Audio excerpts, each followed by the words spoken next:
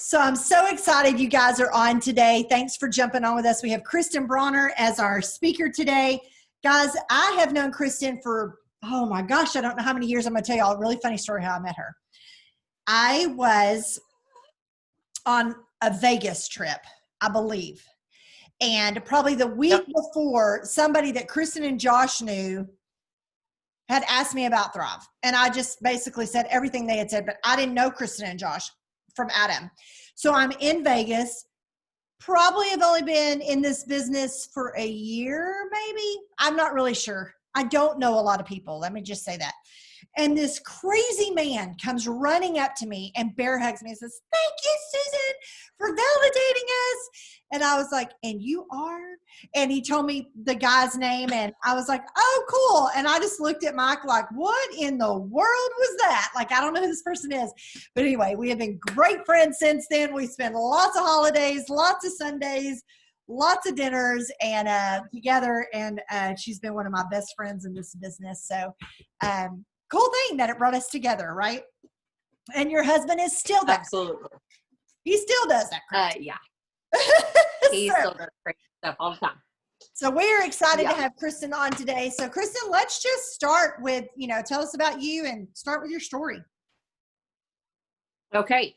So I'm Kristin Brawner. For those of you who do not know, I've been here almost 7 years. It'll be 7 years, the beginning of the year, February. And I came in like a lot of people. I was tired. I was exhausted.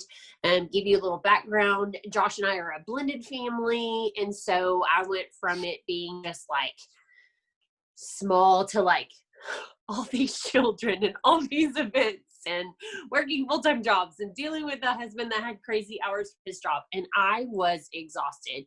A friend of Josh's that he knew back in the day, he used to work out, kept reaching out. And all I knew of this person was he was the guy on Facebook that argued with Josh about the Dallas Cowboys. And so immediately my mindset was like, I'm not going to like this dude because he was bashing the Cowboys, right? He just kept following up. Guys, I was literally like crawling out of bed. I didn't like what I saw in the mirror. I didn't feel like being a good wife, a good mom, all of those things that we all deal with. I was there, and my sweet husband like was trying to pull me out of this like black hole that I felt like I was in. And he literally had taken my lipsticks and wrote like, "You are worthy, you are beautiful, you're amazing, you're a great mom." Like all of these positive affirmations on my wall or on my mirror. And I would just walk past them every day. Like I didn't even want to read them because I felt like they were all lies. So when we got the product, I literally said, I'm going to take this. It's not going to work. And then that way I can bash him on Facebook and say this product is horrid. That's how negative I was. Day 1, I felt nothing. Day 4 was my aha moment. I woke up that morning. I got straight up out of bed. I did not hit snooze. Guys, that's a big deal for me. I got to work. I had a smile on my face. I passed the coffee, passed the snack bar. I sat down at my desk and I started working. Before I knew it, I was done with my to-do list for the entire day. And I was back in my boss's office asking what else I could help him get done for the day. And he looked at me and he said, "I don't know what happened to you. I don't know what you took this morning. If it's something you're not supposed to, don't tell me about it. But whatever it is, keep it up because I love this girl. Like this is my girl right here." My big moment for me was my coworkers. They said, "Are you quitting today?" I said, "No, why would you say that?" And they said, "Kristin, you're smiling. We haven't seen you smile in a long time." And that was huge for me. I thought, okay, I'm on to something. And if those small changes could start and people could start noticing that in 4 days, could they notice in 2 weeks, in 2 months? And guys, it did. It got better and better and better.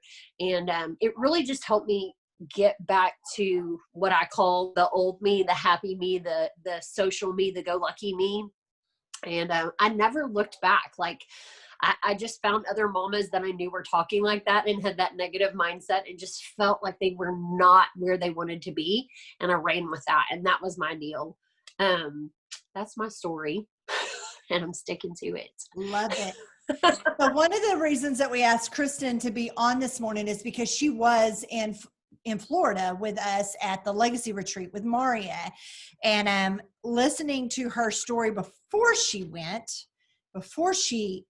I think it was one of those things you just said going, and then you figure out stuff later, but kind of share with us. So for those of you who don't know, Mariette put together a big, huge legacy retreat in Florida for her 200Ks. And it was only open to so many people because she only had a set group. And basically you had to get in, get registered, pay for it. It wasn't, I mean, there was a lot of stuff free when we got there, but we had to get there in Florida and we had to pay for our room. And so, but the excitement to go was just super cool. Yeah, I don't know if it's because we all missed each other or we were just excited to go to Florida to the beach, whatever. But and I remember Kristin calling me before she absolutely, where did she go? Come back, Kristin. Look, y'all, did y'all see that she looked a little fuzzy? Hold on just a second. We're going to have her come back in. Anyway, I'm going to finish telling this story, but she shared with me quite a bit about why she almost didn't go and what she learned while she was there. So I'm going to have her come back in and share that with you. As soon as she comes back on, I don't know what happened. I'm sure the internet is crazy today. And so she probably got kicked off. Let's see if we can find her. Kristin, was she listed as Kristin Brawner? I think she was. I'm gonna make sure that I'm not missing her. Oh, y'all just take a second. It's a really good story, so we have to hear it.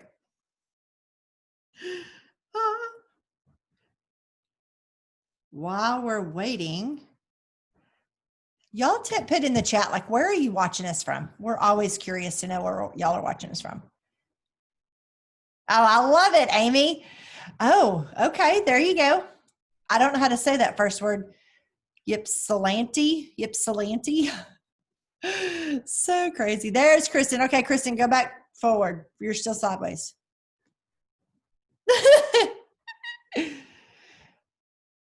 There she is. Let me unmute you. Are you muted? Need you to jump on. There we go. Are you connected to the audio? Try talking for a second. Hi, Angela. I'm so glad you're on today. Okay, hold on. Now try talking. Can you hear me? Yes. Okay. So basically just what I had told them is that you went to Florida. You were hesitant about going once you got there. So I want you to kind of walk people through why you almost didn't go. Okay. Number one, that was really weird. Called me and cut me off. I don't know how that happens, but anyway. Okay. So the part that I did here was, you just had to jump in there and sign up. And Lori Tate, who is my upline, she said, hey, let's be roommates. And I was like, okay. And so I signed up and I was ready to go, and she made sure I was there. And Maria put in like a group me. That's when really all the fear started for me. Maria put us all in a group me message, said, hey, join this so we can all talk or whatever. And so I started seeing the names of all of these people that were going. And I was like, not doing it. No, I'm pretty sure I'm going to have an emergency and have to cancel. And the fear just started. Let me see if I can set this here, guys. The fear just started setting in for me, and I started making every excuse in the book. For me, it was, I just didn't feel like I was worthy. I did not feel like I fit in with that group, even though, Susan's one of my best friends. Jennifer Sands, one of my best friends. Like, all of these people I've known for years and I'm completely comfortable with. But I had fallen back in my business so many times and picked myself and moved forward again, and then fell back and forward and back. And it was just like this teeter-totter that the fear set in. And I literally, the words that kept coming to mind, I feel like that the devil kept putting in front of me was, you're not worthy. You're not worthy. And I started just crying. I sat down and I talked to my husband, because he was like, I see it in your face. Like, you haven't told me anything, but I can see it in your face and you don't want to go. And he was like, push yourself. You have to be there for this. There is a reason that you're supposed to be there. I called Lori and I was like, hey, I don't know. I came up with the dumbest excuses like, I have all these medical issues and I don't think I can sit on a plane for very long with a mask on. And she's like, I'm sending you a link to these things on Amazon that will help with that for your mask. And I was like, okay. um, but that was the thing that just kept resonating with me was you're not worthy. And so I had to literally every single day from the time we signed up to the time that I got to Florida, I had to get in the mirror and have a conversation with myself every day. And I had to say things like, you are worthy. You deserve to sit at that table. There is place for you at the 200K table. There is a place for you in Florida at that table. These are your friends. These are the people that have like-minded success and visions and goals that you have, and you need to be a part of it. You need to get back in there. And then the Lord started talking to me about, you've got something that you need to share with other people. And I was like, there's nothing that these people to hear from me that they haven't already heard. But there was, like, when I got there and I started talking to people that I'm not normally around, like, the people that I don't see, on a weekly or monthly basis, that are not in my area, it was that they had those same fears. They had the same, just doubts about themselves. And so it really resonated with me that even though we, especially as women, we all deal with just the self-worth, the just confidence, all of these things. But it wasn't just me. Sometimes, especially right now in this time that we're in with the pandemic, I feel like I am a very social person and I need that, like, interaction with people. I need to hug people. I need to laugh with people. I need to love on people. And so I knew that I had really started becoming like dark place again for me.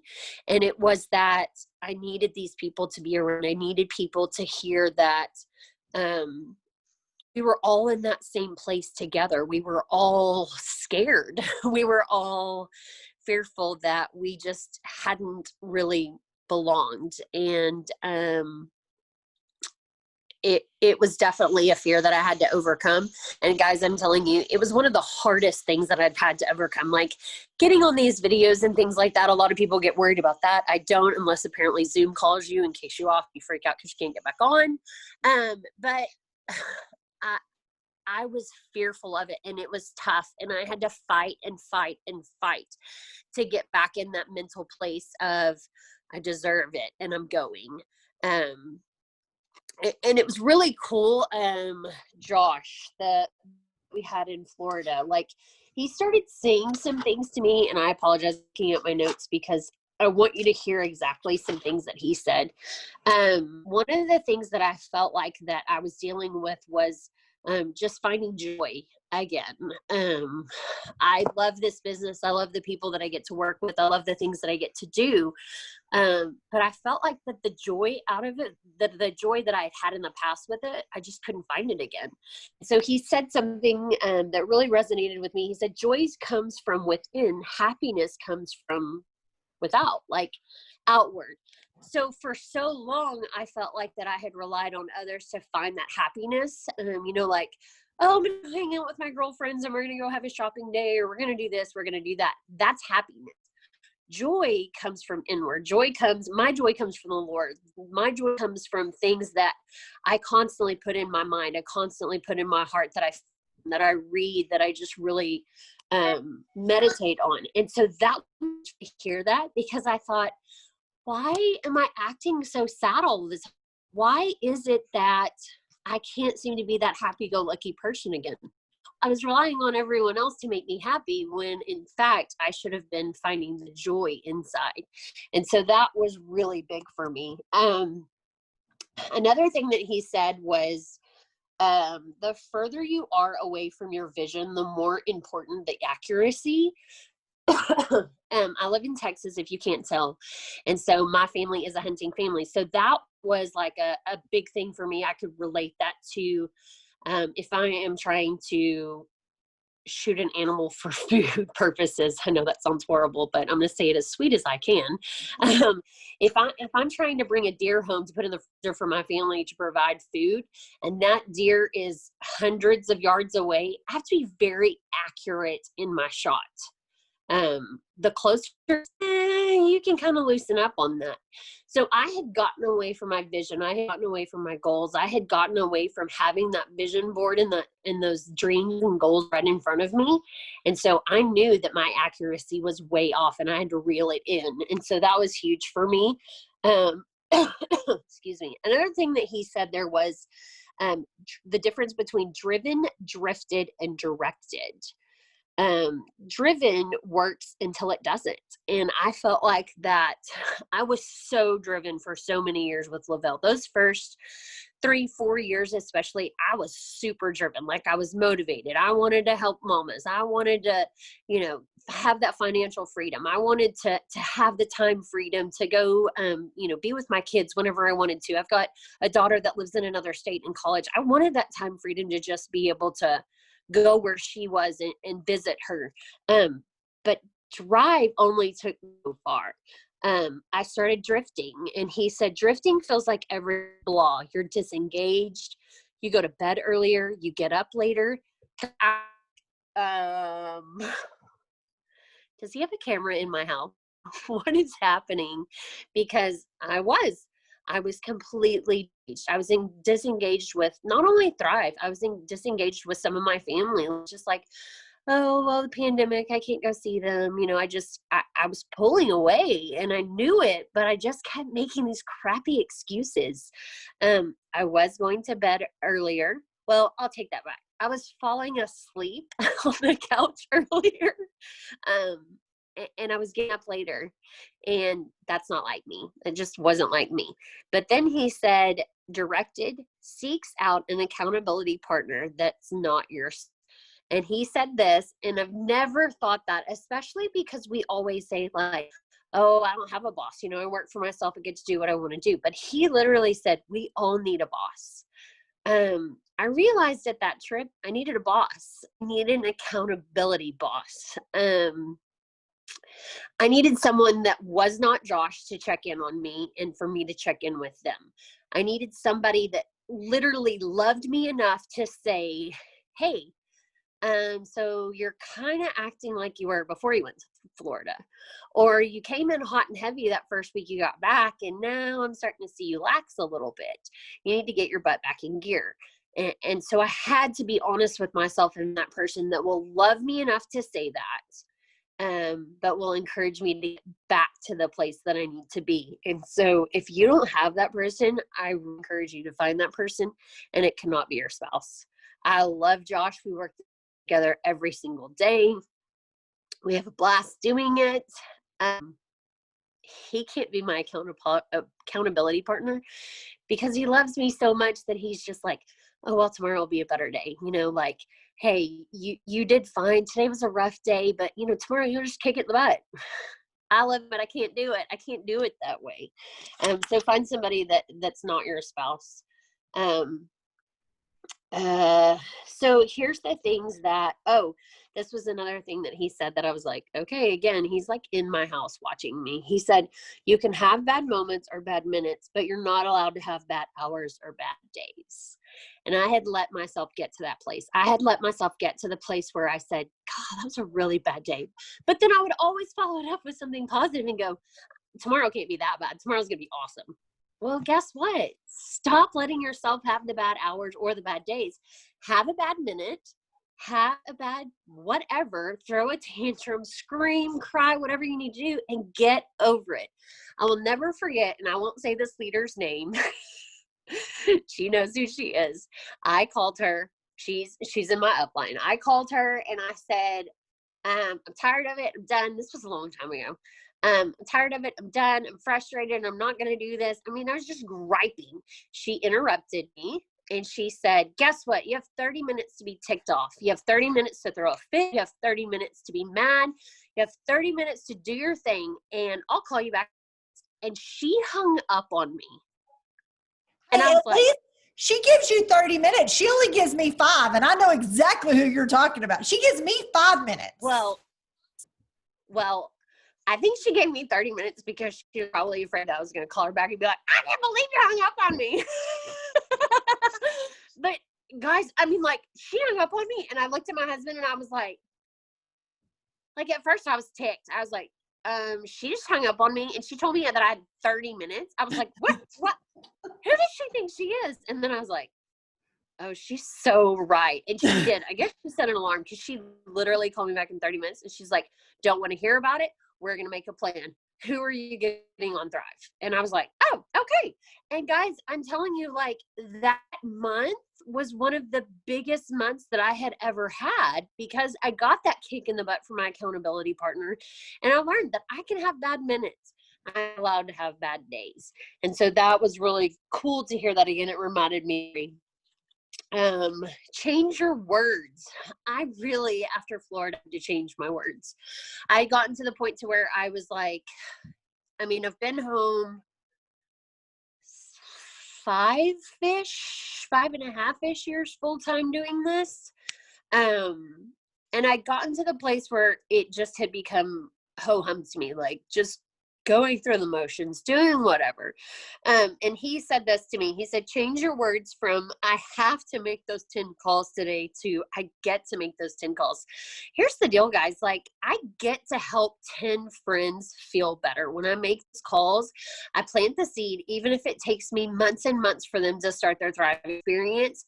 I get to make those 10 calls because I have the freedom to do, because I have the passion to do it, because I have a product that I absolutely love that I know no matter what, I get to share my story with people a day.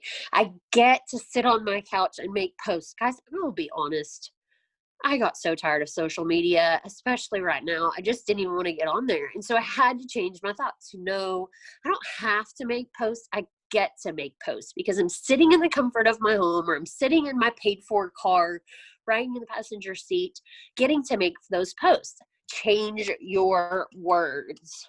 And then, Susan, are you watching me on time? You're good. Okay. And this was a really big thing. Well, hold on. I want to share one other thing.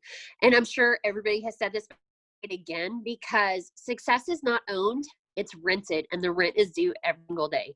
We all in Florida sat there and put that alarm on our phones, and it goes off every day clock. And guess what, guys? I will totally be honest with you. There's days at 5 o'clock, I didn't get there. I let life get in the way, or I got super busy on a project. I redid my desk area. I think it was Maria that made a post in one of her groups that was like, like, if you don't love where you work, you need to change that. Well, I hated where I worked. My desk was so boring, and I just hated going in there. And so I would work at my dining room table. I would work in the, in the living room. I would do all those things, and I would get distracted. So I literally came in one day when I got back from Florida. I completely moved everything out. I had my husband rebuild me a desk. I put things up that made me happy. I bought pretty lamps that made me happy. I did all of this stuff that made me happy. And guess what? I love work here. I love sitting here working here. And so that was big for me. But he said, success is not owned. It's rented. It's due every day. Guess what? There are some days that I'm still paying the rent at 10 p.m. because I didn't do it at 5 p.m. I didn't finish it. But I have that accountability now that I know that at the end of the week, my accountability partner is checking in with me saying, hey, how many days this week did you do the rent? I don't want to tell her 1 or 2. Like, I don't want to tell her that. So I know I have to do it. And then this was really funny. Do 3 things today that are wins. I don't know about you, but I am very to-do list driven, and I like to mark things off. And I'm that person, like, if I have a to-do list and I do something that wasn't on my to-do list, then I go write it on my to-do list so I can cross it out because it makes me happy. But so I'm very driven in like getting things accomplished. And so I was to that point where I was just so distracted with things and so uninterested and disengaged that I wasn't getting those things accomplished, what's then added to me not being happy and being full of joy. So he said, do 3 things that makes you feel like that you had a win every single day. You've got to figure out what those things are, like for me right now, my health is super important to me. There's, I've just got to get some things roll. And so doing yoga, like doing yoga every single day right now relieves stress for me. It makes me feel happy. I love it. It's my me time that nobody bothers me except for my cute little dog that tries to do yoga poses with me, which that makes me happy. So that's a win for me. Every day that I do that, it's a win. I also came back from Florida and told my husband that guy, Josh, that we were all talking about, said like he spends 30 minutes every morning with his spouse, like just sitting down, talking, laughing, cutting up. Josh and I have crazy fun times together. Like if you've not met him, Susan's right. He's crazy. He will make you laugh all the time. But we just got in this routine of just going through the motions of every single day. And so we sit every morning and we drink our lifestyle mix together and we just talk. And that for me, I got to spend 30 minutes with my spouse that's talking about whatever makes us happy. We want to talk about whatever farm animal that he wants to go buy for the day or whatever it is. It's a win for me. And so do 3 things every single day that is a win for you. I'm telling you, if you start implementing these little things, will absolutely change your day-to-day life. Make sure that your calendar is full. He also said that quote about, and I'm not even going to read it because I don't know where it is, but it's something to the effect of like, if you were to hand your calendar over to somebody, they would be able to know your priorities. Would you feel good about what your priorities are? Well, guess what? Mine had a lot of blank space because I got away from planning. And so if I handed my calendar over to somebody before we went on that retreat, I would have been embarrassed. So plan your day, get it together, write 3 wins, and they can be different ones. If you've got stuff that you've got to do every single, day, pick 3 things that make you happy, that make you feel like you had a win, and write them on your calendar. All right, ma'am, how am I doing on timing? You're good. I want to kind of talk about a couple of things. So before Kristin went on that trip, she had the self-doubt that she didn't deserve to go. How many of you can literally say you most likely compare yourself to somebody else in this business, and that's why you don't feel like you're worthy enough to even shout out your successes? And I'll tell you, when I was getting ready to walk across that millionaire stage, there was a person standing next to me who I adore. And she was so nervous about walking across that millionaire stage because she did not think that she was worthy of that. And I remember looking at her going, please do not compare. Your journey is different than somebody else's. You got here, so you deserve it. But she didn't feel worthy of that. And it broke my heart. And it's definitely, that was 2 years ago. So it's definitely been something that, was it almost 2 years ago? Yeah. That I have watched her transform and not be thinking in that. And what's really funny is because I compare myself to her team a lot because her team is so huge. And I compare myself to hers. And I'm like, what are you doing? You're doing the one thing you told her not to do. So Kristin and I talked about that a lot before and after. Who is the person that's making you feel unworthy? Who is the person that's making you play that comparison game? Who is the person in your head that gives you the justified reasons why you don't deserve this? Well, we know that's Satan. Why would we give him that foothold? Just don't do it. Don't give it to him. And just be like, you're out. I'm done. I'm out. And that's probably where you do need to call somebody or be on the phone with somebody who's going to uplift you. So when she talks about finding that accountability partner, it really doesn't need to be your upline. The reason it can't be your spouse or your best friend or your sister or whatever is because they will keep you in your comfort zone because they love you. You need somebody who loves you but wants you to succeed, so they're not going to put you in your comfort zone. And we like, suck it up, quit whining, go make 5 more phone calls, And if you have to be very careful of the accountability person that you find. If they're easily a person that makes excuses so that you can make excuses, that is never going to work. And both of you are going to be down here.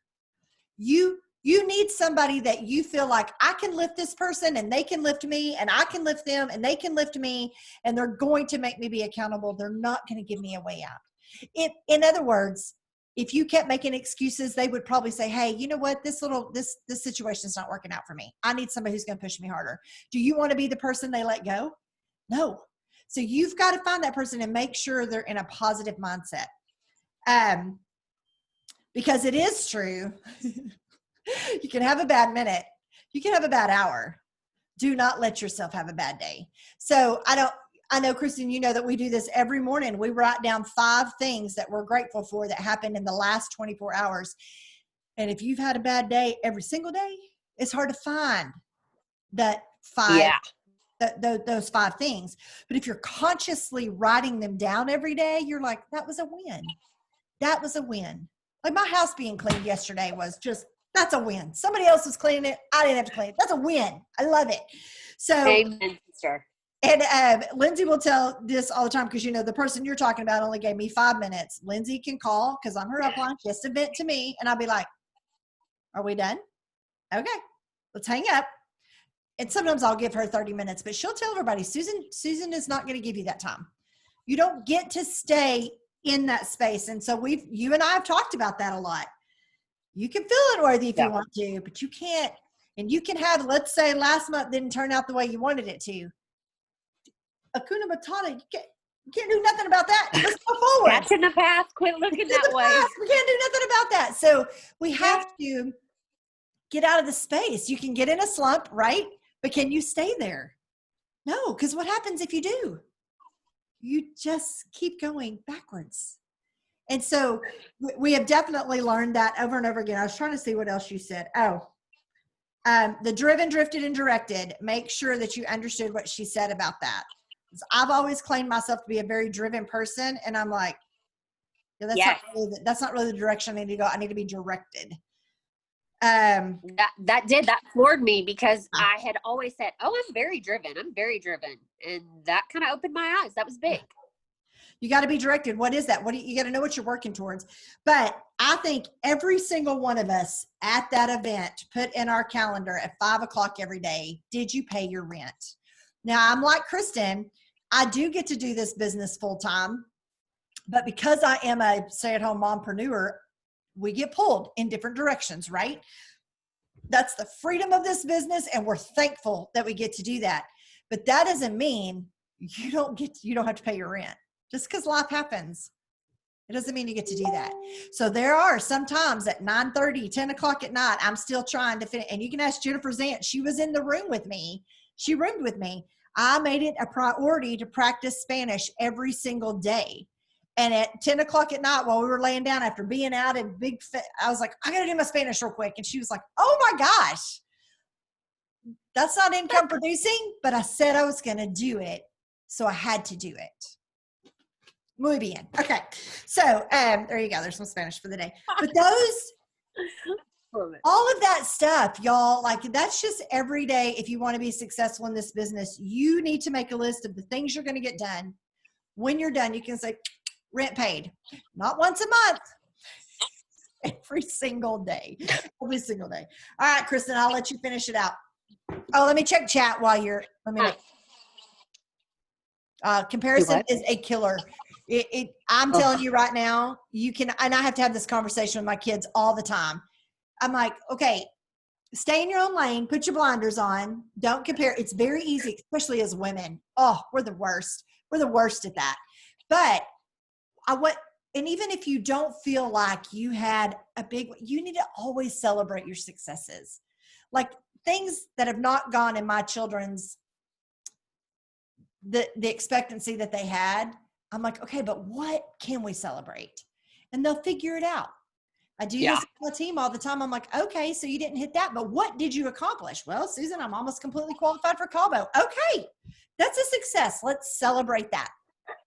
So we go through those every day. Okay, I was checking that. You finish this out because I think everybody's just going, heck yeah. They agree with you. So, hey, and that's the thing. Like, I told Susan before this, I said, you know, like this may not be your normal like lunch and grind or whatever, but I felt like that more people needed to hear this because this is probably something that we don't always talk about. But like, I mean, if you know me, I'm that black and white girl. I'm like, hey, let you know, like I felt like literally going into that, I was like, do they have a place at the table for the peasant? Like, I mean, is that what I'm doing here? Or like, what's happening? And so know that, you know, when Susan was just talking about, you know, having that accountability partner and making sure that they pull you up and not give you those excuses. Also, when you go to, like I said earlier, there's a place at the table for you at 12K. There's a place at the 40K table. There's a place at the 80K table. There's a place at the 200K table. I'm telling you guys, these people, if you will lock arms with them, they're the most welcoming, loving, courteous people that go through the same crap that you do every single day. Remember, social media shows people's best moments. That's where I struggled so much because I was like, my look like that. My life doesn't look like that. My lash extensions don't look like that. My hair doesn't look, I mean, literally, like I compared everything, guys. I compared it all. Like I've been there. I've done that. Those are their highlight reels. Literally, when I scroll through Facebook, I put myself in the mindset that I say, these are people's highlight reels. Go find the mama that looks and talks like you did before you started the Thrive experience. You have to put your place in that. But with the table, guys, you have to make sure that the table is like the cool table that you want to sit at. Sometimes we find the table that we think that we want to be a part of, but they're not the encouraging, loving dreamers, pushers, whatever you want to say, cheerleaders that you should be sitting with. Sometimes you got to pick your lunch up and you got to find a different table, because sometimes that table that you've been sitting at for the last 2 years, 4 years, 6 years, whatever it is, sometimes you need to expand it and you need to go find a different table, because sometimes you outgrow your table. And I've told my team that like you need to self-evaluate and see, did you outgrow that table? If you did, go pick a new lunch table. I mean, think when you were in elementary school or middle school or whatever it was hard to find the right table.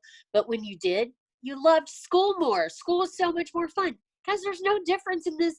Find the table that fits you, that feeds you, that encourages you, that helps you dream, and doesn't let you have the excuses. If there's somebody sitting at your table that literally is negative Nancy and you feel drained every time you're around it, you need to find a different table. So there's that. So true. All right, everybody. Well, I hope you have enjoyed today. I will have the recording up as soon as possible, because you're probably, all the time that we were talking, you're like, oh man, there's somebody on my team who really needs to hear this. So we'll get that recording out as soon as possible. Kristin, thank you for being so real and raw with us today. We super appreciate it. Absolutely. Thanks All for right, having everybody. Have a great day. Thanks for dealing with my little bobble.